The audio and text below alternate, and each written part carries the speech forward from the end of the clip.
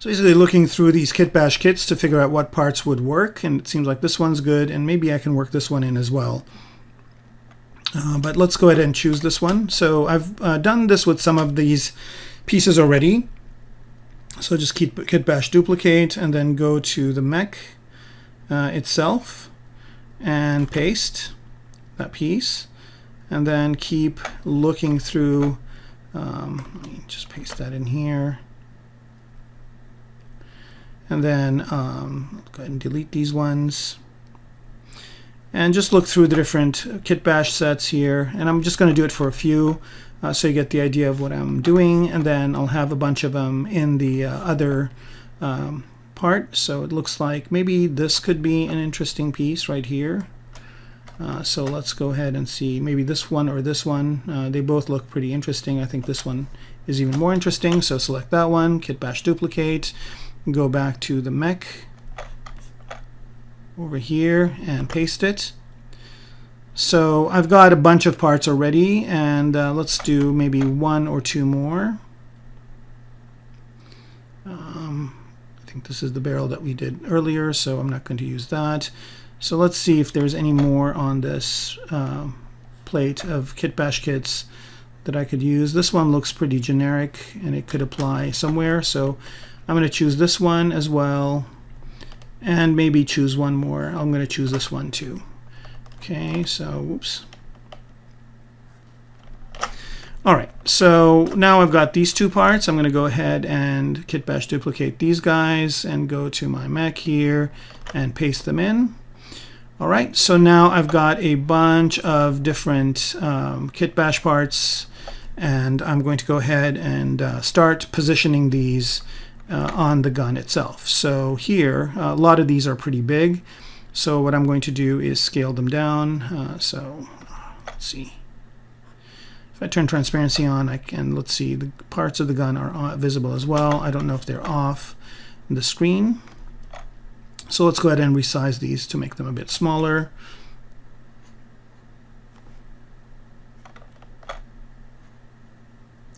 Like so.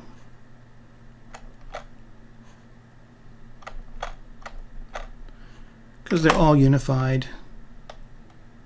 It's part of the macro.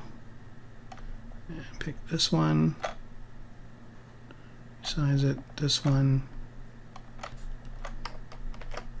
Resize it as well.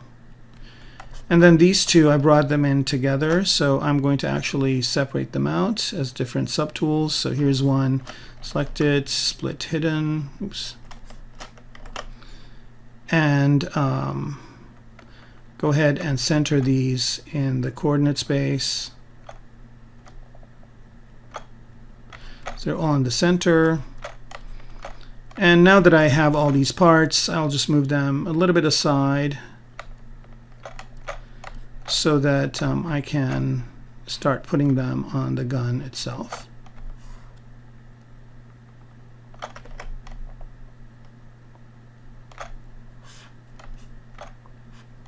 One at a time.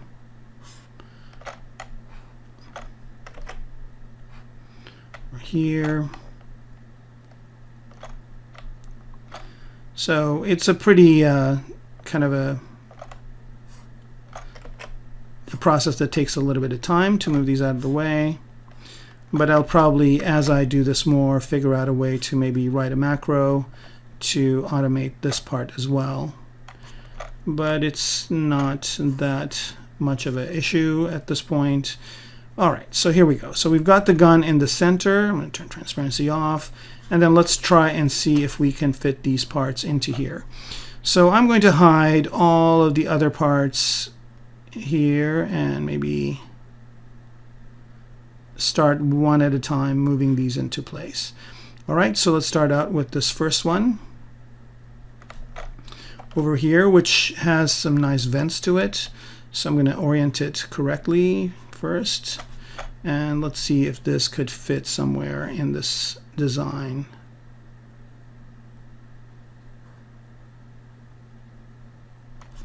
I was having some issues with this front part, so maybe they can fit into this front area like so. Maybe the orientation isn't right, so I'm going to rotate this the other way and move it back like so, and see if I can make this a bit wider. And that seems to work okay. Now the only problem I have with it is that it orientated correctly, is that the scaling kind of got messed up when I scaled it this way. So these are a lot fatter than that part. So instead of doing that, I'm going to use the extender to extend it out. Like so. Maybe a little bit more. And let's position it. So I'm going to accept this and position it up in a place where it works well. Okay, so that's one option, and then the other option is to rotate it around and move it back. And I think I'm liking this a lot more, so that's good. However, I don't like it overhanging, so I'm going to move it up to here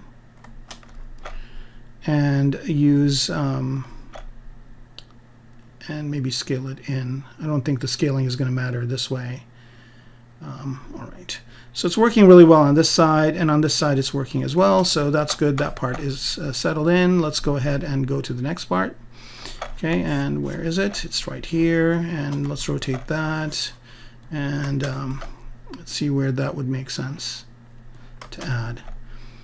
And again, I just want to make sure that the design language isn't clashing with what I have. So I don't know, maybe this could be some sort of a handle on top, or it could be a piece that goes in like this. And position it this way. And I think that looks okay for the most part. So I'm just going to, for now, leave that be like that. Okay, and then let's move on to the next piece, which is this piece right here. All right, and let's see where this piece could fit.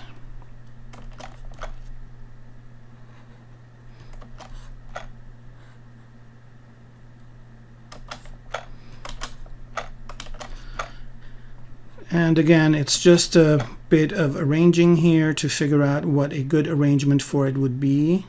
I'm going to go ahead and center this in the universe to see what happens if it's centered and maybe moved forward. I kind of like the way this angle is happening over here, so I don't want to mess with that.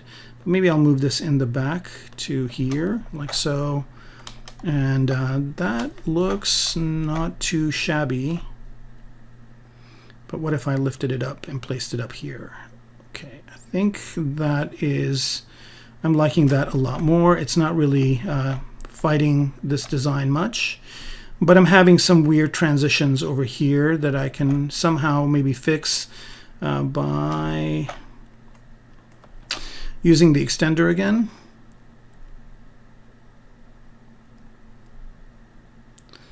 And that actually did the job pretty well. Just make sure I'm pulling on the right cones here, these ones, to do that to it. Okay, so that's good for this part, and let's see it on the other side. And the other side seems to somehow work, but not too well. Let's make it a little bit wider here, and I think that did it. And let's accept the extensions here and maybe center it this way. So that creates some good visual interest from the top. All right, so this is coming together nicely. Let's move on to the next part over here, this one. And where is it? There it is. Yep, and I kind of like this one to be the back. So I'm just going to orient it correctly.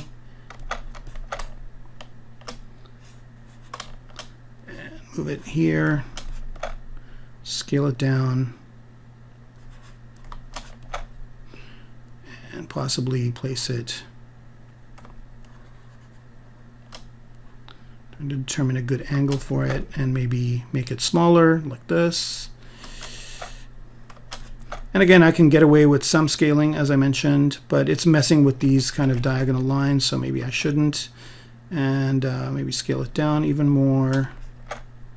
And let's see what this looks like if it's just placed over here like this. Okay, and I'm going to center this on here and center that in the universe, move it up, and let's see how that works out.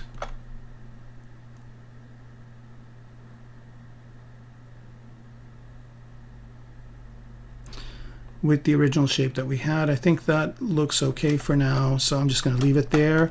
I might get rid of this one, but let's move on to the next piece. And you can see here I'm moving very quickly between the different pieces and not spending too much time. I think this one looks good. Maybe like this, and maybe it's kind of a clip that we can add this way to the side of the gun. And it looks like we can place it over here maybe further back. So this process I really like. I kind of would like this to be the other way around, like so. And some of these parts are symmetric, so it works out to be pretty good. And maybe move it up, scale it down a bit.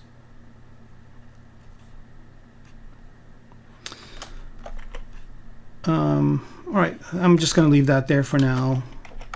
Try one other thing here. There we go. Looks more interesting this way. All right, so that's one more piece, and then let's move on to this one, which seems like I got two of these. I do have two of these. Make them visible. No, are they different? Yeah, they're different ones. Okay, so let's start with this one. I thought this would be interesting to add as kind of some sort of a thing to carry the gun off. So let's see if this can fit on the top. Like this. I'm going to hide that other one. I don't need to see it for now. And how about that? That looks okay, but these are too thin for the bulk of the gun that I have, so I might need to make some adjustments. So I'm going to solo this piece out and make those adjustments. And the way I'm going to do that again is by using the extender. So I'm going to use the extender just to move this part over to here, like so, somewhere in the middle of where this is. And then extend it out. So I like this kind of thickness of this a lot better. And so I'm just going to go ahead and accept this. And I'm going to mirror and weld it to the other side. So now I've got these bigger, thicker lines, and let's see what that looks like on the gun. Yep, that looks a lot more official, and let's see what a good placement for this would be. Maybe somewhere like this. Okay, so that's coming together nicely as well. And let's see if I need this other piece. I might not need it because I've got something very similar to it already. So this other piece right here I don't think is needed, so I'm going to go ahead and delete it. And something else that I just kind of thought of while I'm looking at this one piece that we did work out, I'm going to go ahead and extend it also maybe this way. There we go. That's looking a lot better too. And just place it about there. All right, so I'm getting pretty close to being done with this. Do I have any more parts? I think I've got a couple more. Let's see if I can work those in. There's this one, which looks like it's a pretty generic part, but it would add some interesting detail in certain locations. So let's see here. Let's scale it down and maybe move it down underneath here. So you see that original piece that I had is getting pretty much changed up quite a bit. Let me make this smaller.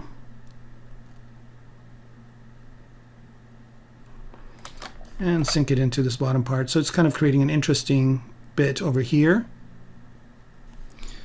And let's see if I scale this up a bit, if that will not work, and it doesn't. So I'll just agree to keep it the way it is. Maybe extend it out this way.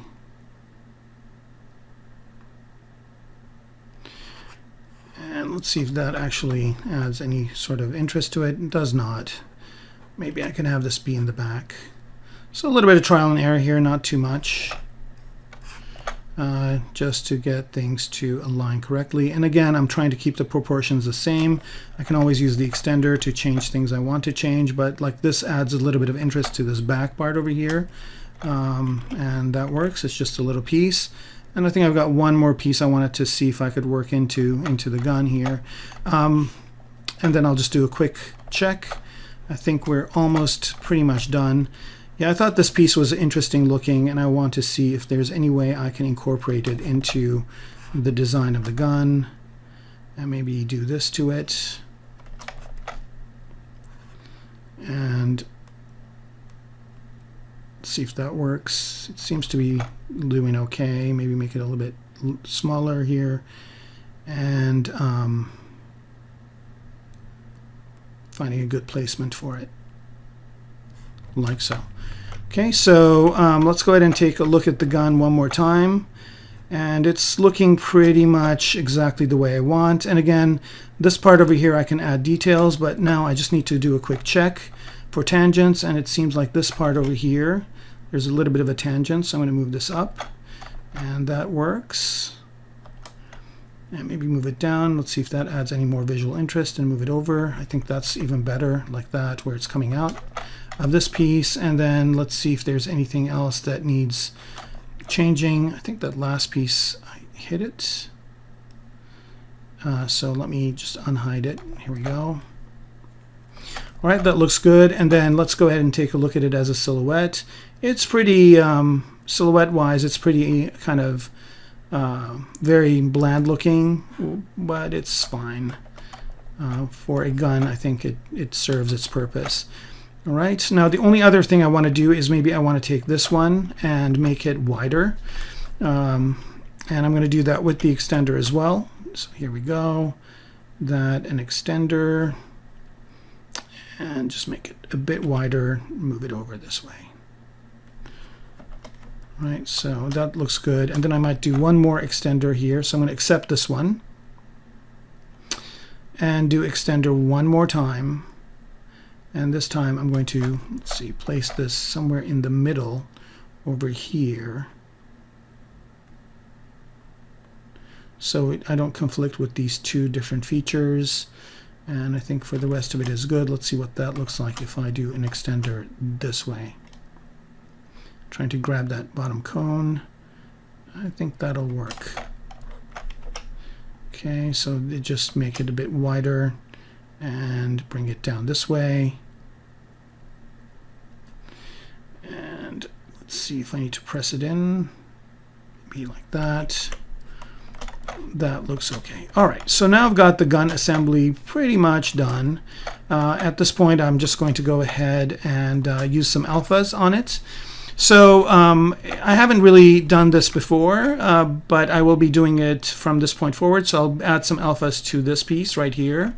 And maybe, so this is kind of the only piece that's looking a little bit bland.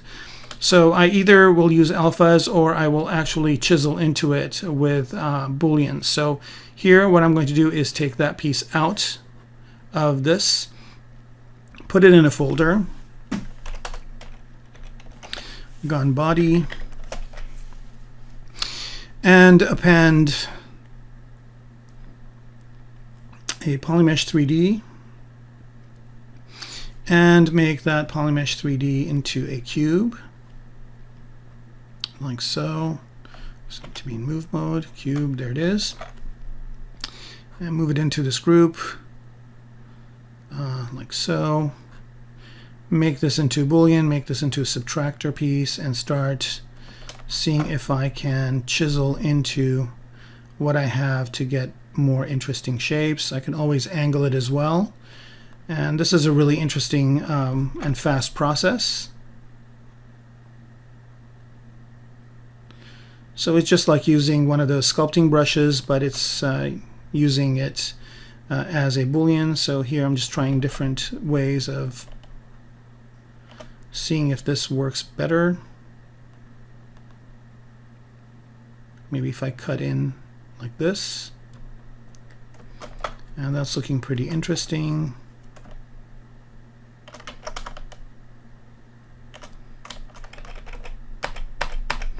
I think before I angle it, okay, I think I'm just going to keep it as straight here and try moving it in and out.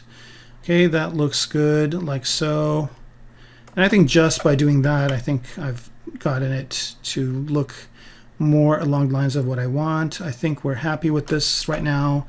And I'm just going to go ahead and make Boolean, or Boolean the folder, get that part, hide this. Here's the part that we need. And let's go ahead and take a look at what it looks like. Of course, it's going to be a bit of a mess, so I'm just going to go ahead and zero mesh this one more time. So go into geometry here, zero mesher, and make sure detect edges is on, and let's just leave it at the defaults and see what it does. All right, so I think that's good enough for what we need, and let's bring everybody back, and that's the result we're going to have. And now we've got the gun finished. So at this point, I'm going to go ahead and place the guns where they need to go. And then we'll have the entire mech. All I need to do is maybe add some alphas, which I promised to do here but didn't do. Maybe we can do it all in one shot, specifically for the sculpted pieces. So let's move on to that part.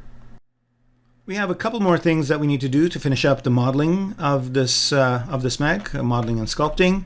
And the first one is, as I mentioned earlier, is adding tertiary detail to this hull.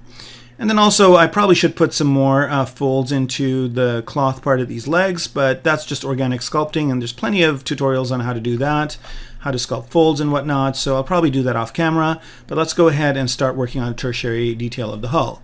So here what I'm going to do is isolate the hull and start working on it, and I might bring the other parts back as I move forward, just to get some of the other features to see how they intermingle with the new things I'm adding.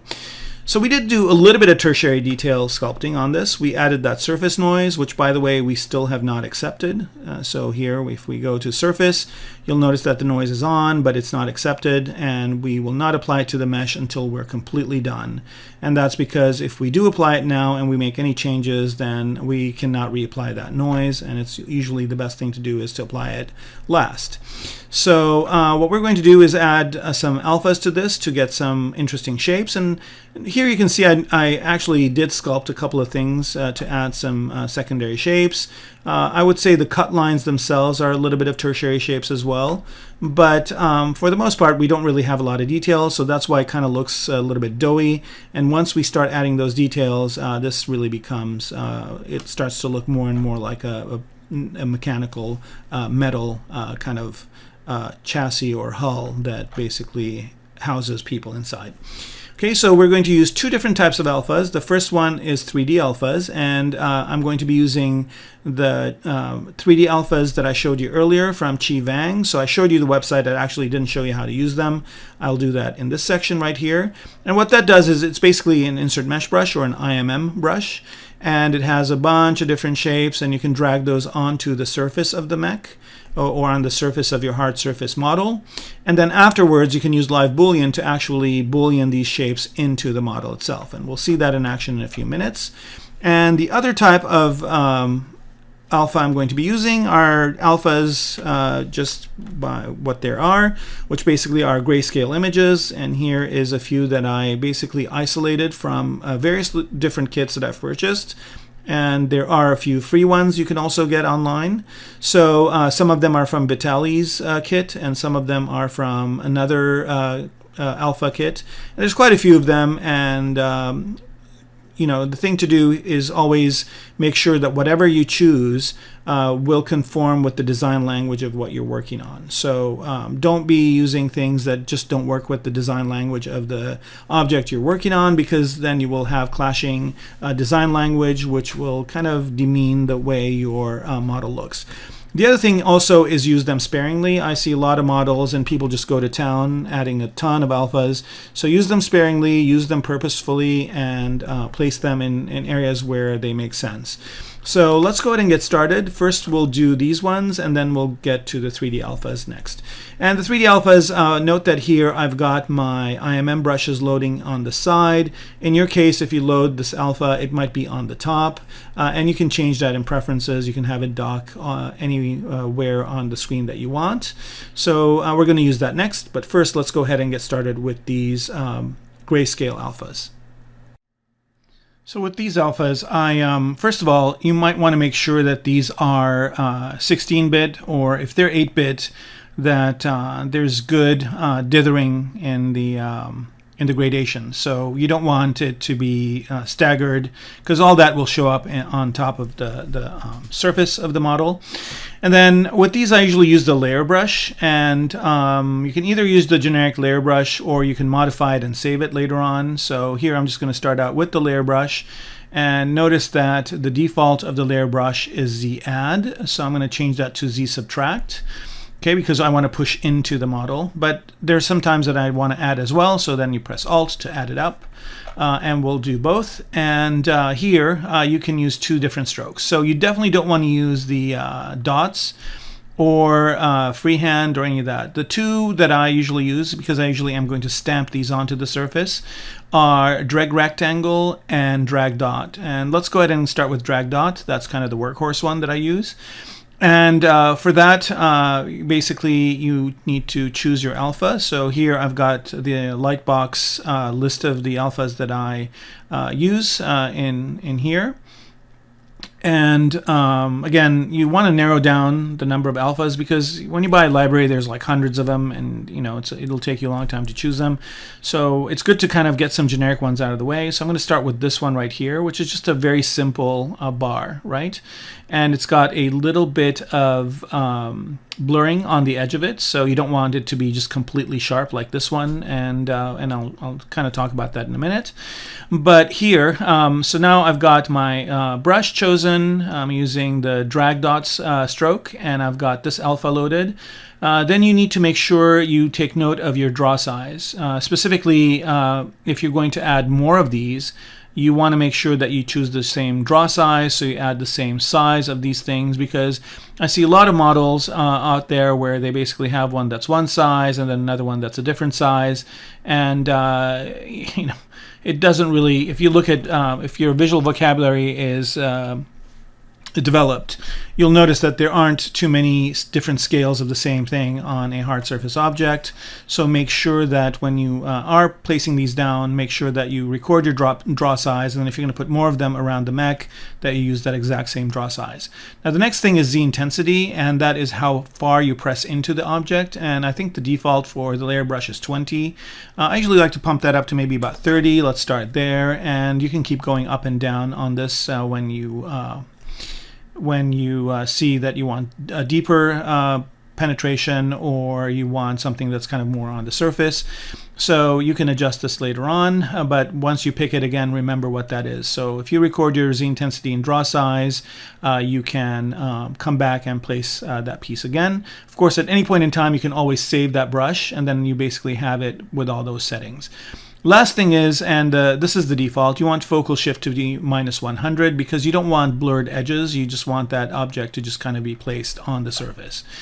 So if you have something that's directional like this, the way I usually place it is, let's say I want to put 2 here, and this is a feature that you see a lot in hard surface models. Let's say I want to place one this way, so there's that. And then I want to place one this way.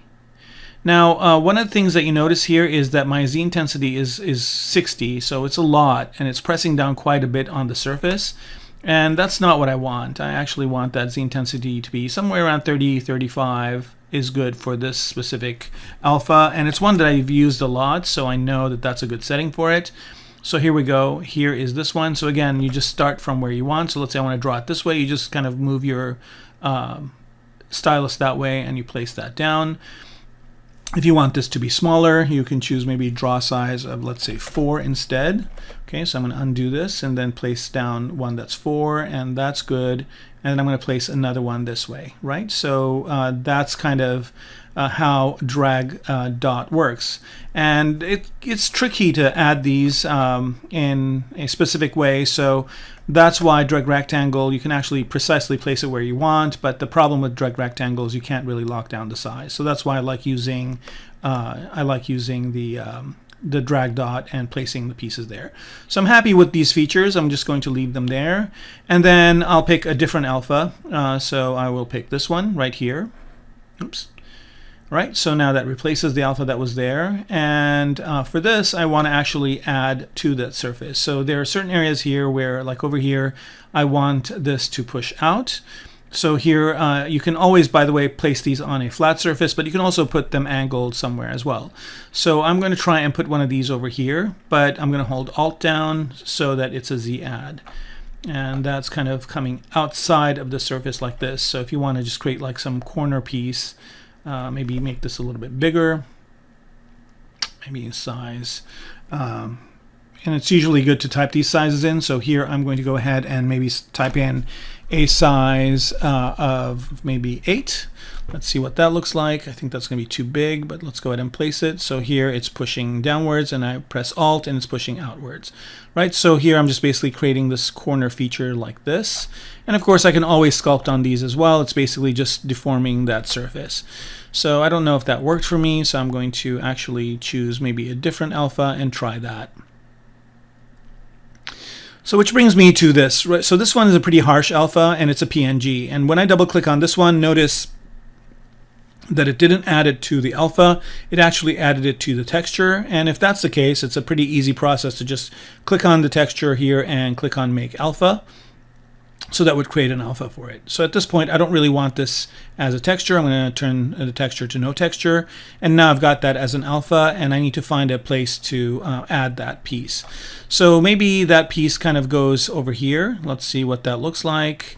I don't really think that worked, but again, I can put these at an angle. So maybe that piece can go over here at an angle, and maybe there's a light in there or something like that that I can add later.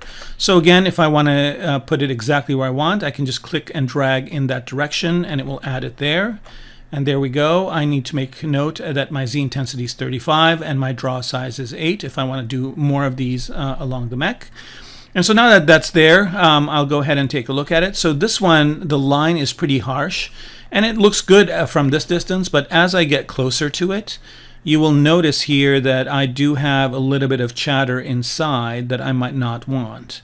So if I want to remove that, I can always use the Shift key to go ahead and make it less prominent. So here I'm just going to lightly touch it with the Shift key, and that will reduce the intensity of it. So there I've just basically added another feature here in the back using this alpha to create this this shape.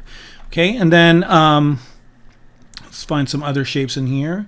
These are pretty good, and I probably will put quite a few of these down. So I need to again make note of my draw size, and here I'm going to start with a draw size of, let's say, 5. Let's see what that does and see how big these will be. I think that's good, but I want them to press in a little bit more, so I'm going to choose a Z intensity of 50.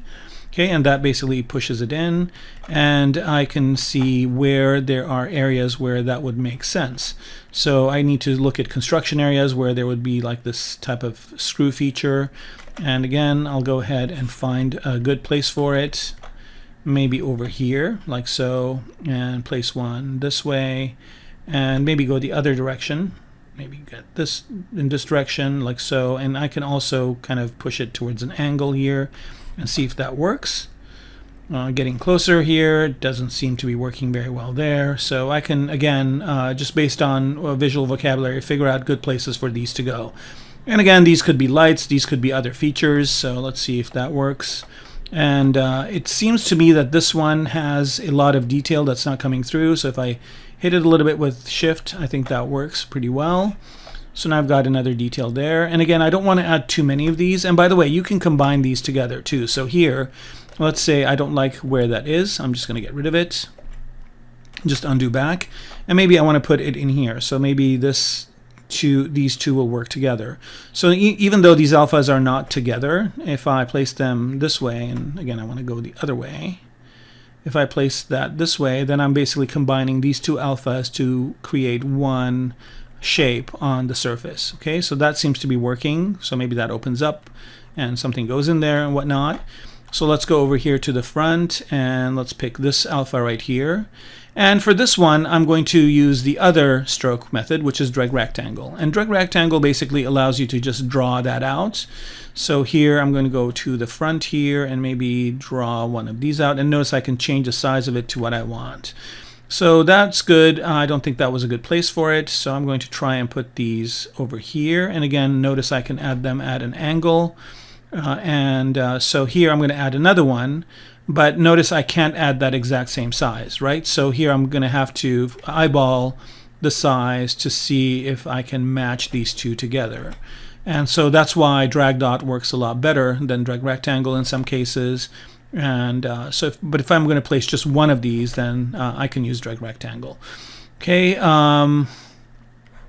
So let me go through the list of different alphas I have here. And again, just simple ones like this can do some really interesting things. So here I'm just going to add something like this over here maybe. And let's see what that looks like. That looks okay. Maybe go in the other direction.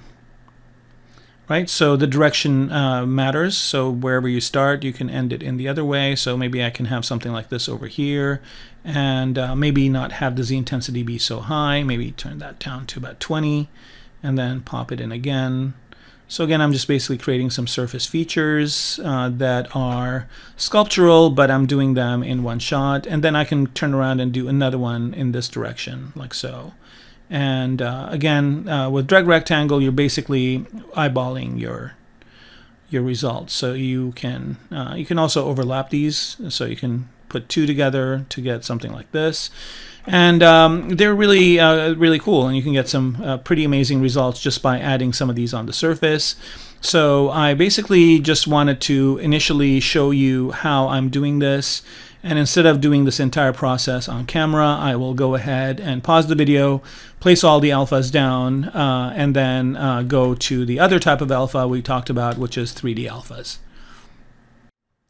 For 3D alphas, it's basically the same process. However, the alphas themselves are actually geometry, and they get added on as geometry. So then afterwards, you can live boolean them in to your mesh.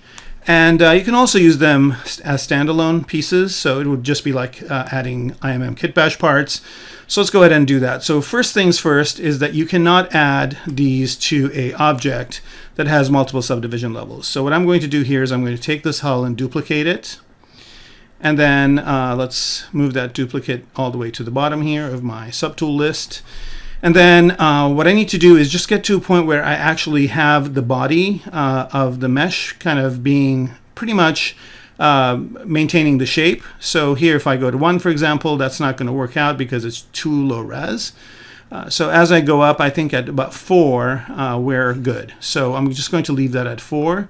And I'm also going to make sure that my first subtool is hidden. So now I just am looking at this one right here.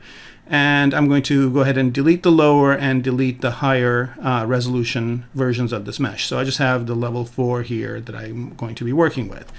And then I just basically choose the one I want. So let's say I want this circular one right here. And I want to place it in this one area that we have inside. So I can just go ahead and click and drag it. And what that will do is it will place it on the object. And notice here that it is conforming to the shape. So here, if I put it on a contoured area, like if I put it over here, it's going to conform to that contour. And the reason why that's happening is because in the brush menu, under modifiers, there is a setting that is projection strength. And if you have that projection strength at 100, then it's going to basically conform to the contour of your object. So I can even put it on a very harsh corner over here, and you can see that it is going to conform to that corner. That would be a really useful thing to have if you're going to be placing them on non-flat surfaces. So here I'm actually going to be using the same part right here, but I'm going to be using it more as a kit bash part, so I'm not going to actually live boolean it in. I just want it to be separate shape. So I just can fit it into that area, and what that will do as I let go is it will mask the rest of the mesh, and then leave that as a separate piece. And so now I can just go ahead and go to split and say split unmasked points. And what that will do is it will split it out as its own unmasked point. So here, if I actually want to integrate this into the mesh, what I can do is turn on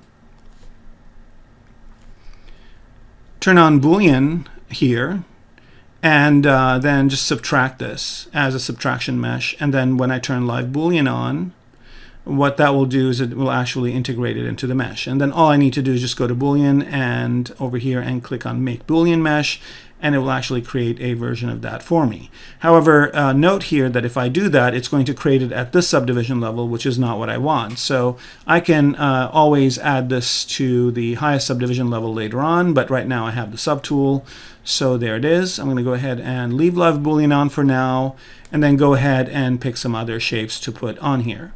So some shapes here that I find really useful are this one right here is a good one to use as lights.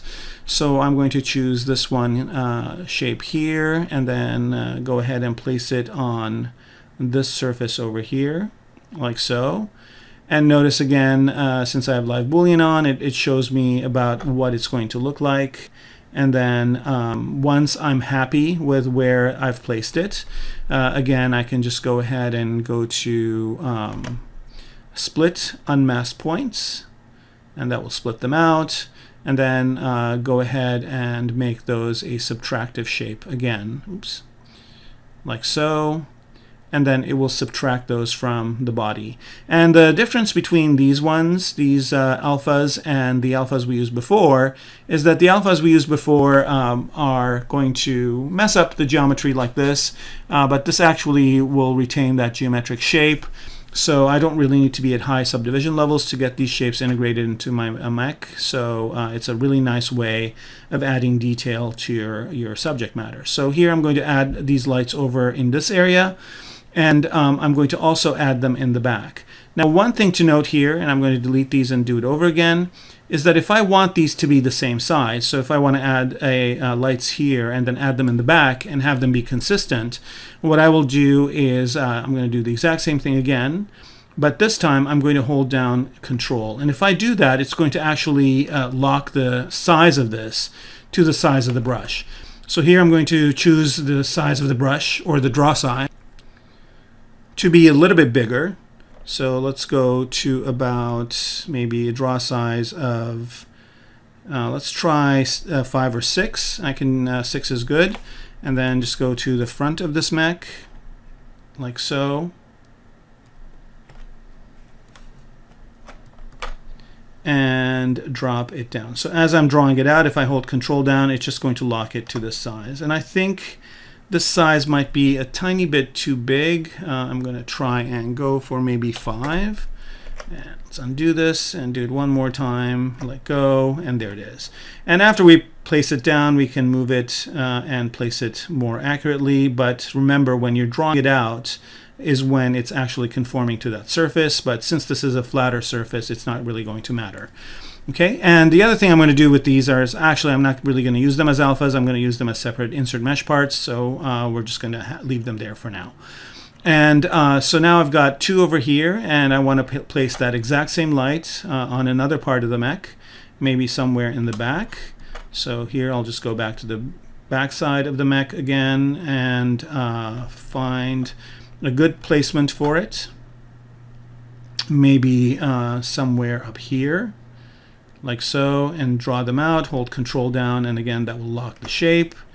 And then I can just use my gizmo to position it and orient it the way I want it to go. Maybe something like this, maybe at an angle.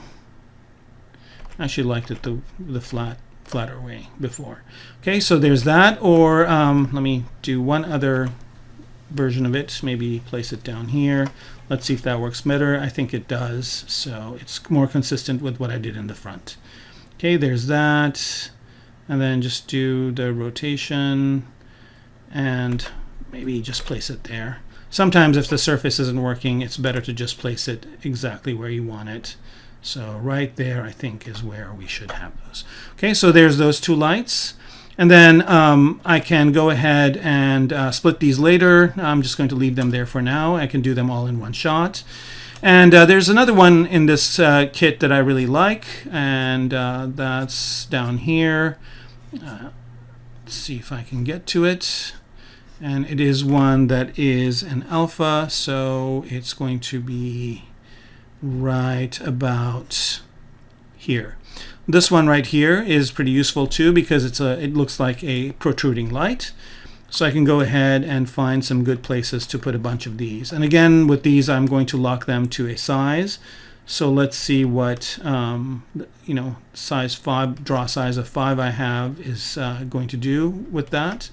I think that's a little bit too big. Let's go with maybe 3. And start putting these down. Okay, and that's perfect. So maybe we'll put one there. So I've got a little light, maybe direction light or some sort of a light that indicates the different extremities of this thing when it's moving around or it's in the battlefield, right? And then I'm going to do the same thing and place one back here, and just go around the mech and put a whole bunch of them around the mech. And later on, I'll just duplicate these and resize one of them. So what I will have is one that's going to be kind of the glass that's outside, and an emissive object on the bottom. I don't think that's a good place for it. Maybe up here and right there, like so. That's kind of nice because it obstructs that. No, I don't think that worked too well. Maybe place it there and then move it to right underneath this one area. Okay, so that's that. So there's kind of 2 in these 2 corners. And then let's see if I can add one on the side here somewhere, maybe over here.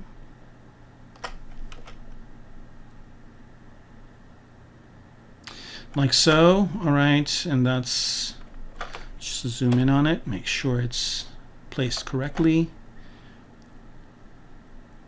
I could always adjust the placement after the fact, but it's nice to do it now, because if I don't like the way it's conforming to the surface, I can delete it and redraw it again.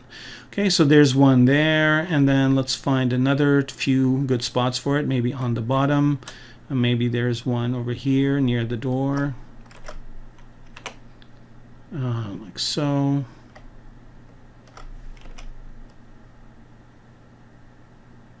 Right, and these would just basically add some good tertiary detail to the design of the mech and make it look nicer as I start adding different materials and whatnot to make things stand out. Okay, so that's good, and then let's just add our last one over here, like so, at the bottom. And I think I could probably do a couple more, but I'm going to, in the interest of time, I'm just going to go ahead and stop at this point. So 3D alphas are really useful as well, and just a combination of 3D alphas, 2D alphas, and also IMM parts and kit bash parts, you can get a pretty detailed look. So at this point, I think we're pretty much done with the modeling of the mech. So here, notice what I can do at this point is just go in here and go to split and split to similar parts. And what that will do is it will add all of these lights into one subtool. I'll go ahead and hide this one so you can see it. So if I had the mech, these are all the different lights we added. And these are just going to be separate, 2 separate parts.